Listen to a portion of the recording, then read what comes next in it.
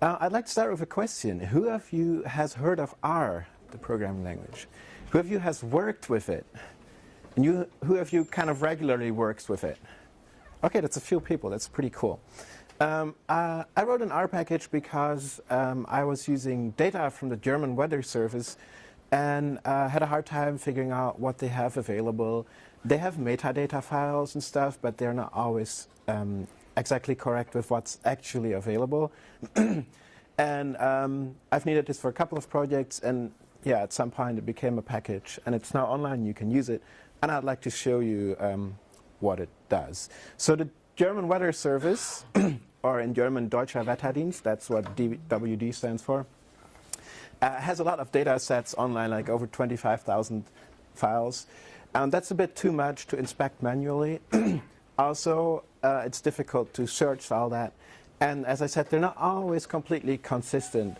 Also not in formatting like column widths and stuff like that. Here's a screenshot of the FTP server where that is located, and you can maybe see that this is a somewhat medium length URL, and there are a bunch of files available there. So R saves the day. With that package, it's pretty easy to harness all that data and download and use it. So much for the motivation. I'd like to continue with a few slides on how to use it, a couple of things, what you can do with it, a couple of application examples, and then a bit on the FOSS community role. So you want to get the URL, find out which is the file you want, download it and read it, and then I have a bit on plotting and mapping.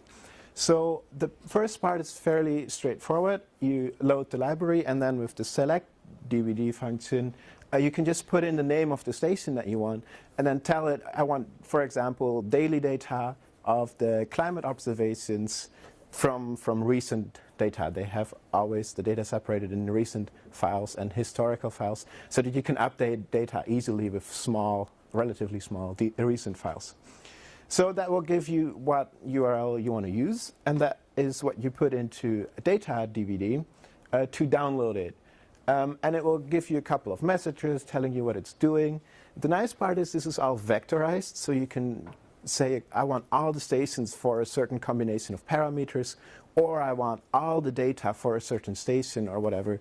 And it will give you a progress bar and stuff. And then store that file in some place on your computer, and then the last step is to actually read that. It's a zip file, so you need to unzip it. It needs to be read correctly and converted, and that's what readwd does. And then you just put in that file name, and then you can look at it. What you get back is a data frame. It has German names, and currently I'm keeping that because that's what the original stuff is. They're not quite consistent about using English folder names, but then German names in the files. And converts data or datum formats. As far as I can tell, it works kind of correctly so far. And then you can use regular R code to plot stuff.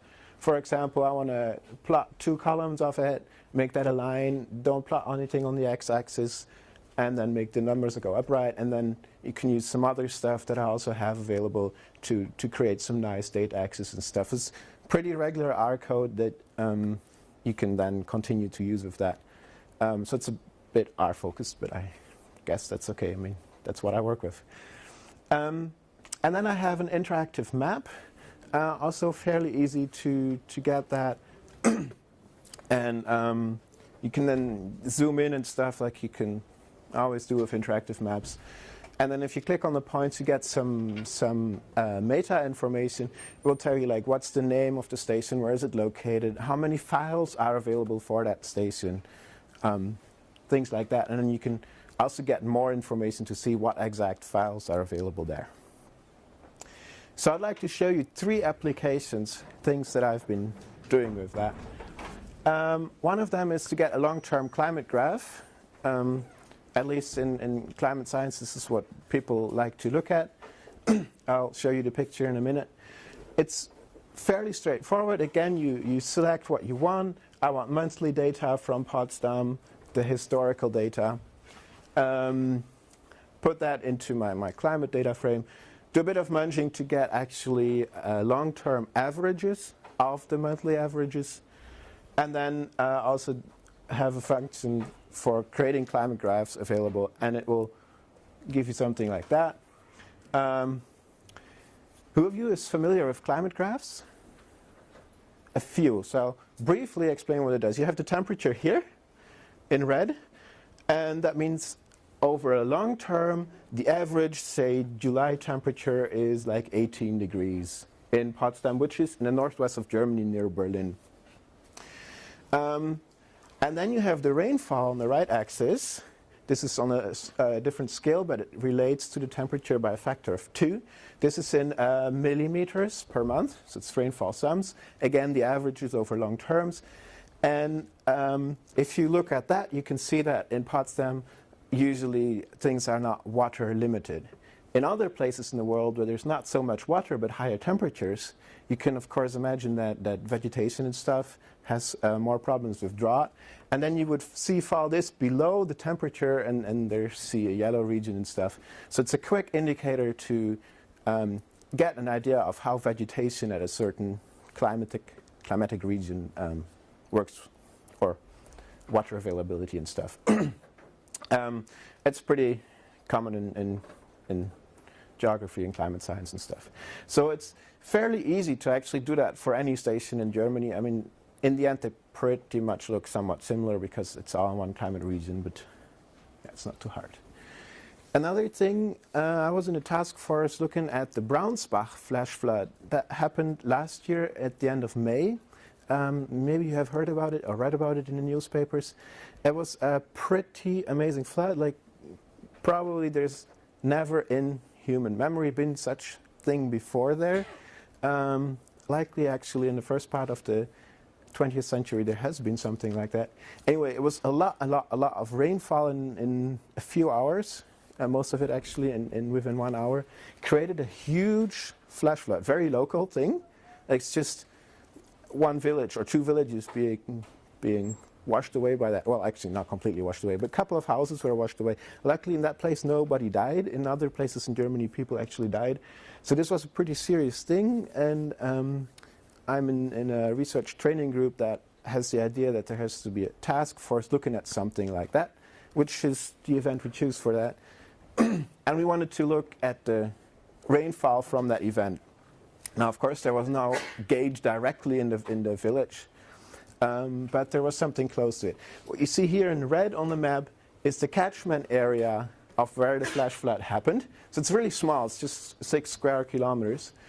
And then the sums of rainfall along the day, like along the event, on the map. So you can basically see that there is not so much rainfall here, but then close to the area there's like 100 millimeters within 1 day, which is like totally exceptional. You would expect this to happen like every few hundred years on average.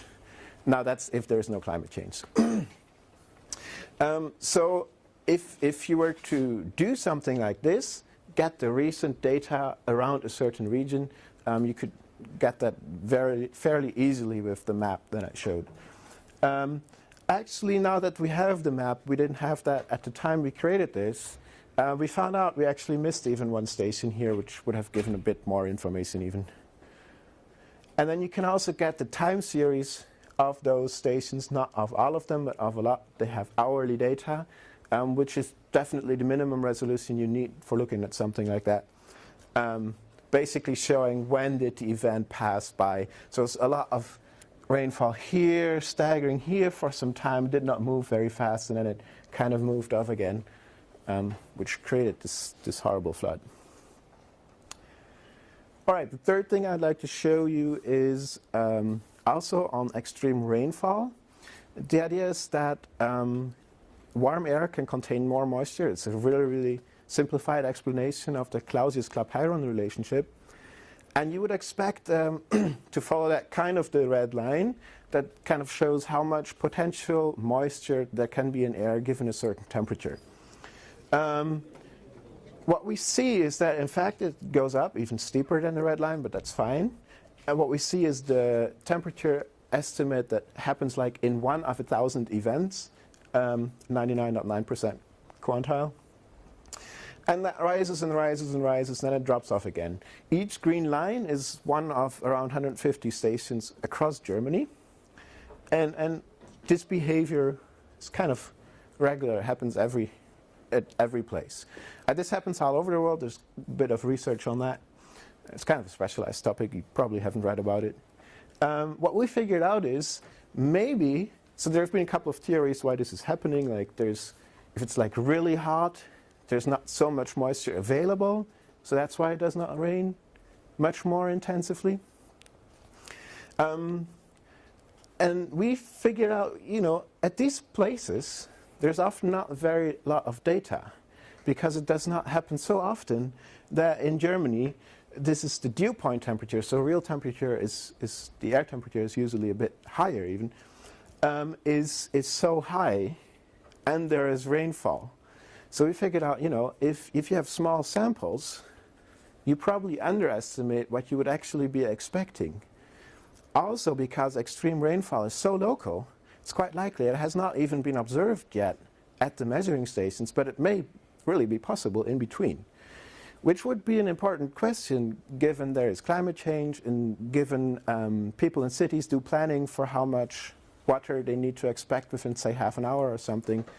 And how often the drainage system is allowed to fail and stuff like that. So we developed a technique to get good quantile estimates even in small samples. Then we figured out already other people had done very similar stuff, and there's a lot of theory on it. But it's good if you find out something that then you find it's already been accepted. Anyway, if you apply that, you see a completely different picture. The same kind of thing here. But then it kind of continues to rise. Now, there is a lot more uncertainty going on, and it's somewhat unlikely that you have like 200 or 300 millimeters within 1 hour. I mean, it's not to say it's impossible, but it's getting very, very unlikely if the maximum ever measured is like 80 or something.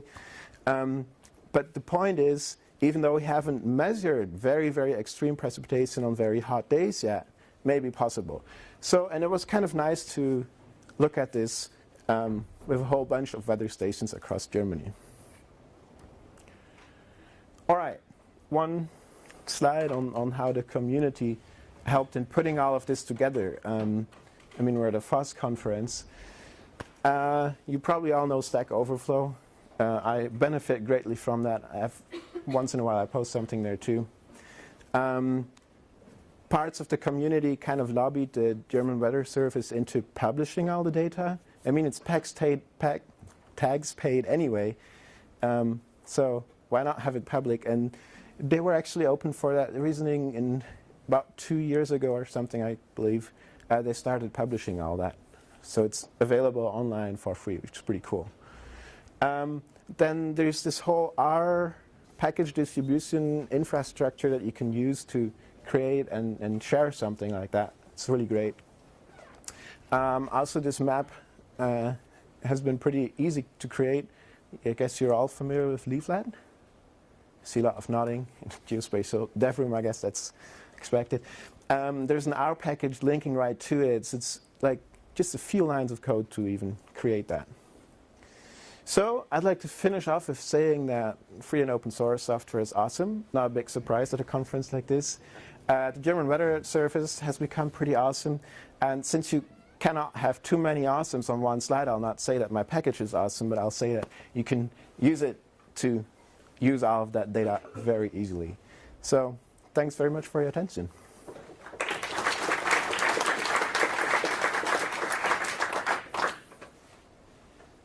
Yeah.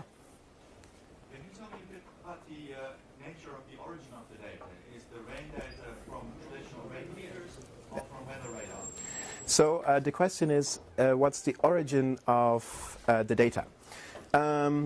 So there's a lot of radar data also available. I am using observational data from climate stations operated by the German Weather Service, sometimes since a very long time. Maybe you noted when I showed the climate graph for FOSDEM that it's been around since 1893.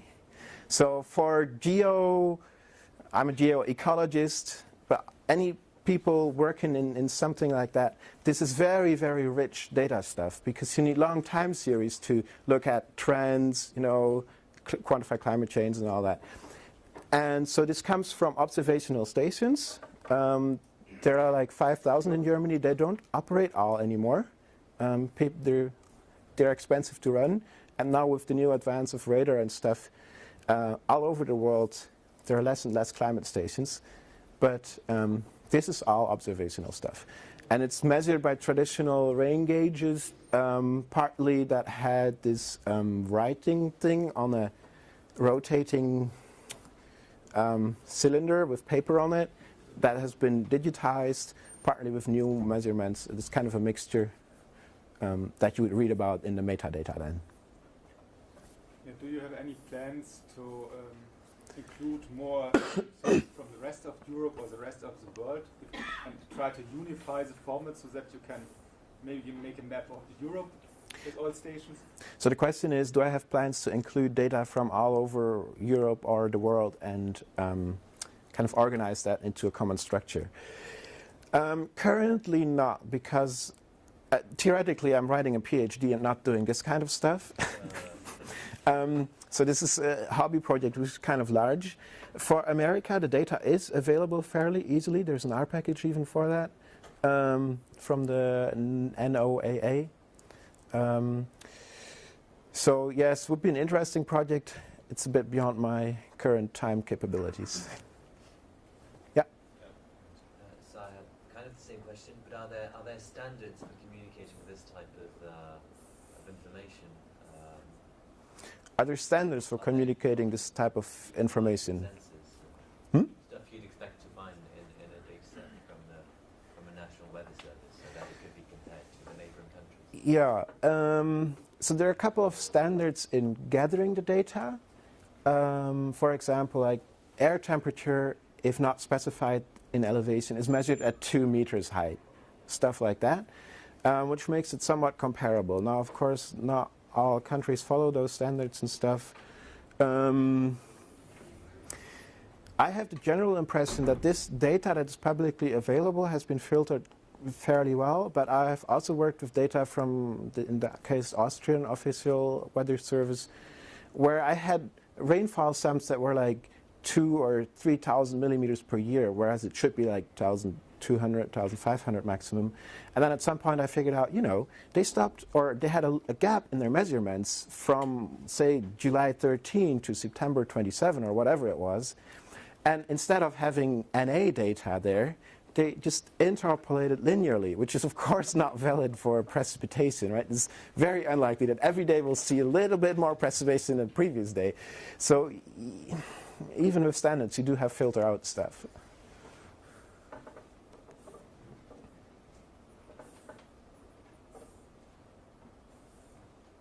Yeah? What's next for your project? What's next for my project? Getting feedback from more people, like if you have any ideas about this. Also, I'll be spreading this in the community around at my university, in the research institutes close to it.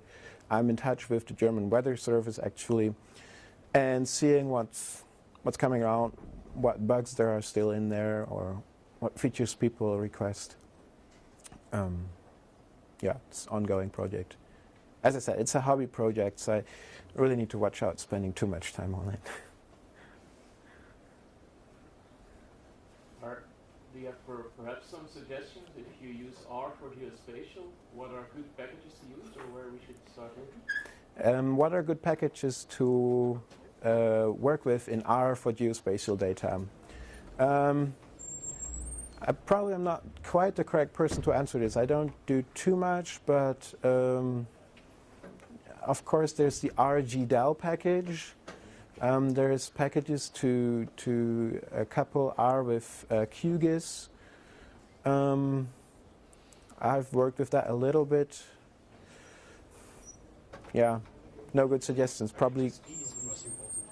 Oh yeah, sure. The basic package that handles all of that is SP for spatial stuff, but I don't think I've even accessed that directly. It's all in the background for me.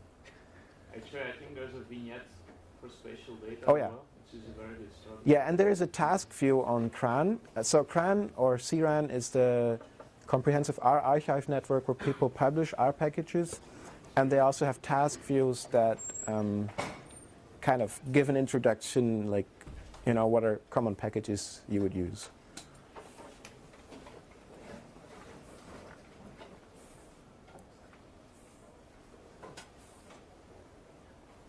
Okay, if there are no more questions, then thank you.